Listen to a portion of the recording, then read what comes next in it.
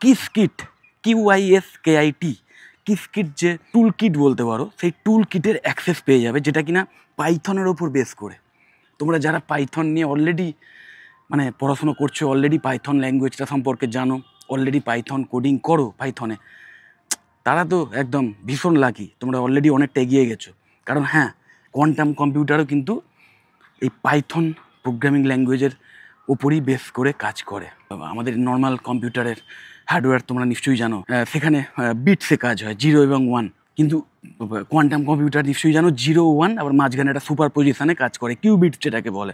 যে কারণে এই কোয়ান্টাম কম্পিউটারের যে স্পিড সেটা মানে আনইমাজিনেবলভাবে বেশি এবং অনেক কমপ্লেক্স, এমন কম্পিউটেশন যেটা কিনা নর্মাল কম্পিউটার করতে হয়তো কয়েক হাজার বছর লাগাতে পারে, সেটা একটা কোয়ান্টাম কম্পিউটার কয়েক মিনিটে করে ফেলতে পারে।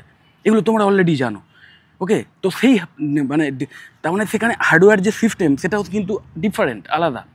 কিন্তু থ্যাঙ্কস এটাই যে সে কিন্তু পাইথন বোঝে। তো পাইথন প্রোগ্রামিং ল্যাঙ্গুয়েজটা নিয়ে যদি তুমি এখনও বেসিক ব্যাপারগুলো অলরেডি শেখা শুরু করোনি, তাহলে এখনই স্টার্ট করে দাও, যদি ভবিষ্যতে কোয়ান্টাম কম্পিউটিংয়ে নিজের কেরিয়ার তৈরি করতে চাও।